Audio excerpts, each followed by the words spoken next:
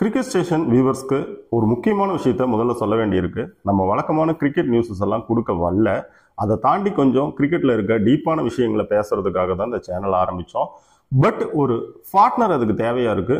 அந்த பார்ட்னர் நம்மளோட next week join பண்றாங்க. ஸோ அப்ப இருந்து நாம எதுக்காக வந்தோமோ அந்த ரூட்ல போயிடலாம்.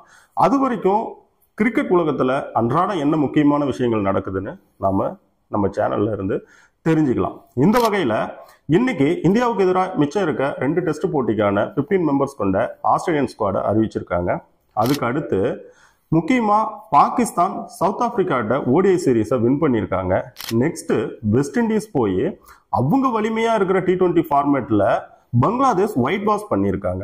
இதுக்கு அடுத்து ரொம்ப நாள் கழிச்சு முக்கியமான ஒரு டெஸ்ட் சீரீஸ்ல ஜிம்பாப்வே விளையாடுது. அதுக்காக இந்த பிரான்சிசைஸ் T20 லீக் எல்லாம் இருக்கட்டும்பா, நான் டெஸ்ட் கிரிக்கெட் விளையாடுறேன்னு சொல்லி ஒரு முக்கியமான பிளேயர் வந்து ஜாயின் பண்ணியிருக்காரு. இதுக்கு அடுத்து வருங்காலத்தில் ரவிச்சந்திரன் அஸ்வினுக்கு BCCI மட்டும் கிடையாது, ICCலையும் ஒரு பெரிய இடம் இருக்கு அப்படின்னு ஒரு பாகிஸ்தான் வீரர் ஒரு முக்கியமான மேட்டரை பத்தி பேசியிருக்காரு. இதை பத்தி எல்லாமே தெரிஞ்சுக்கலாம், வாங்க போலாம். ஃபர்ஸ்ட், பாகிஸ்தான் சவுத் ஆப்பிரிக்கா போய் T20 சீரீஸை ரொம்ப மோசமா தோத்தாங்க. ரொம்ப விமர்சனம் மறுபடியும் அந்த டீம் மேல அதிகமாச்சு. இந்த நிலைமையில 3 போட்டி கொண்ட அந்த ஓடிஐ தொடர் ஆரம்பிச்சது. அதோட ஃபர்ஸ்ட் ஓடிஐல Ricky Ponting, Michael Vaughan, Adam Gilchrist எல்லாம் ரொம்ப ஹையா ரேட் பண்ண ஃபியூச்சர் பிளேயரா பார்க்கப்பட்ட சயூம் ஐப் சவுத் ஆப்பிரிக்காவுக்கு எதிராக குறைஞ்ச வயசுல ஓடிஐ செஞ்சுரி அடிச்ச பேட்ஸ்மேன் அப்படிங்கிற ரெக்கார்டை பண்ண அந்த முதல் மேட்சை பாகிஸ்தான் ஜெயிச்சாங்க. இதுக்கு அடுத்து நேத்து 2வது மேட்ச் நடந்துச்சு. 2வது மேட்ச்ல சயூம் ஐப் பெருசா பண்ண முடியல. ஆனா ரொம்ப முக்கியமா பாபர் அசாம் அண்டு முகமது ரிஸ்வான் சீனியர் கைங்க ஒரு பெரிய 50 அடிச்சாங்க. அதுக்கடுத்து 5வது இடத்துல வந்த கம்ரன் குலாம் ஒரு 32 பந்துல ஒரு 63 ரன் வெலாசிட்டாரு. அவரோட அதிரடியால அந்த டீம் 329 ரன் எடுத்தாங்க. தொடர்ந்து விளையாடின சவுத் ஆப்பிரிக்காவால அதை ரீச் பண்ண முடியல. கிளாசன் மட்டும் ஒரு பெரிய 90 அடிச்சு போராடி பார்த்தாரு. ஆனா செகண்ட் ஓடிஐலையும் பாகிஸ்தான் வின் பண்ணதோட ஃபர்ஸ்ட் 2 ஓடிஐயை வின் பண்ணதுனால சீரீஸையும் கைப்பற்றிட்டாங்க. இதுல ரொம்ப முக்கியமா என்னன்னா சயூம் ஐப்போட இந்த கொஞ்ச நாள் புதிய எழுச்சி. 2வது ரிஸ்வான் வந்த பின்னாடி ஆஸ்திரேலியாவில் ஒரு ஓடிஐ சீரீஸ் அடிச்சாங்க. அந்த பக்கம் அப்படியே திரும்பி இப்போ சவுத் ஆப்பிரிக்காவில் ஒரு ஓடிஐ சீரீஸ் அடிச்சிருக்காங்க.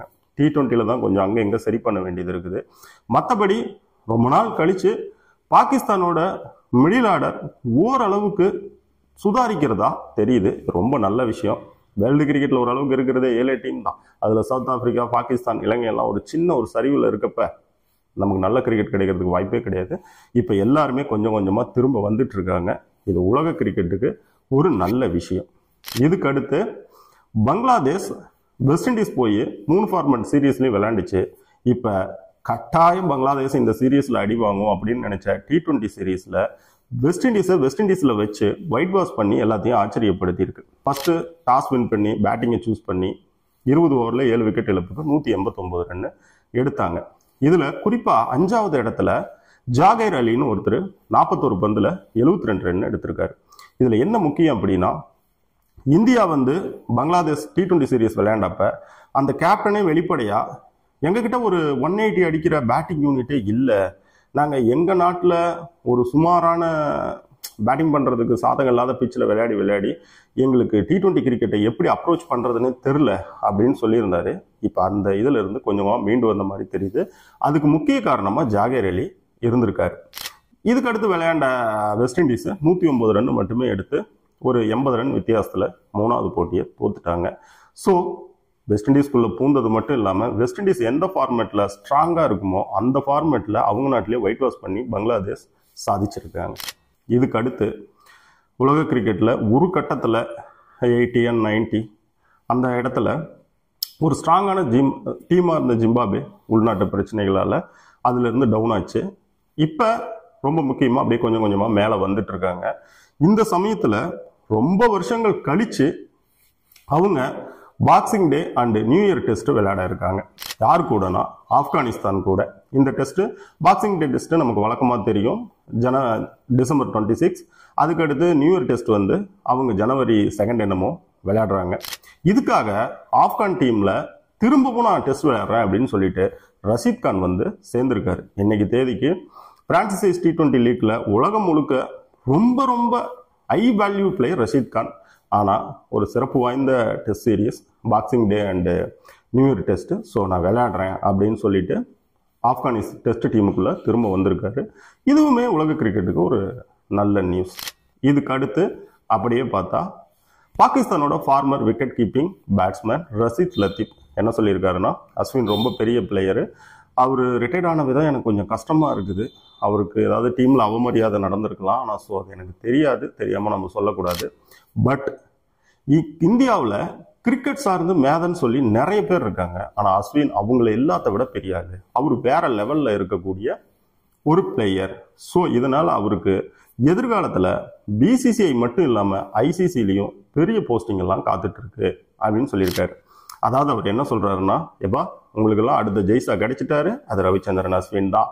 கிரிக்கெட்ல இருந்தே உங்களுக்கு இந்த இடத்துக்குலாம் போறதுக்கு ஒரு ஆள் வந்துட்டாரு அப்படின்னு சொல்லியிருக்காரு.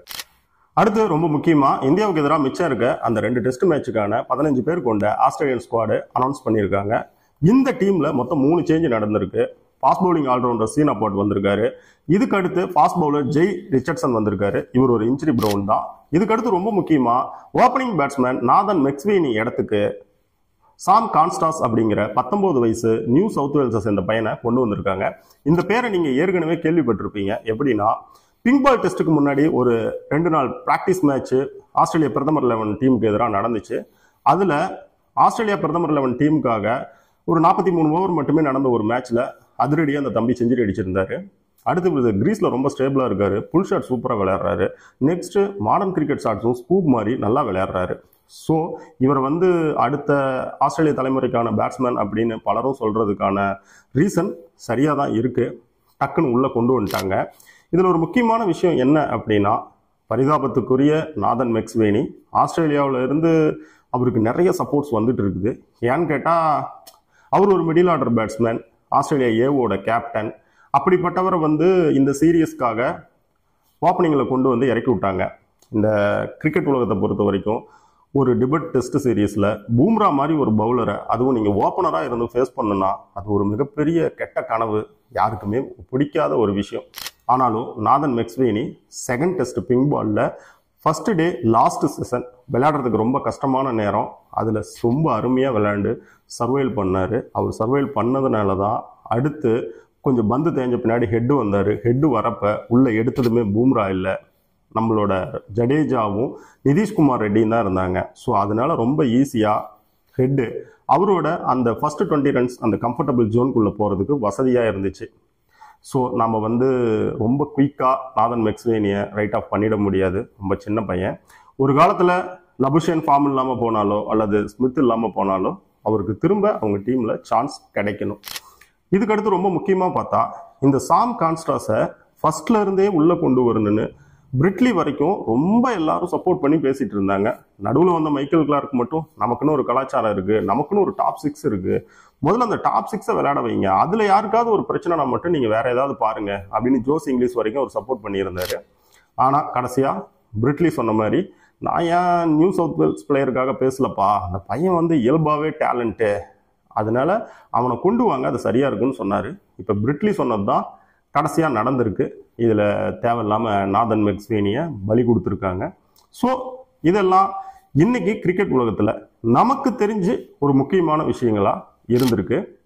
இதுக்கு மேற்கொண்டு நம்ம இன்னும் கிரிக்கெட்ல பல டீப்பான விஷயங்களை குறித்து பேசலாம், அதுக்கான தனித்தனி ஷோ எல்லாம் செய்யலாம். அது வரைக்கும் கொஞ்சம் வெயிட் பண்ணுங்க. இது வரைக்கும் சப்போர்ட் பண்ணிட்டு வர எல்லாருக்கும் ரொம்ப நன்றி. இதுக்கு மேலேயும் உங்க சப்போர்ட் தேவை. பார்த்த எல்லாத்துக்கும் தேங்க்யூ.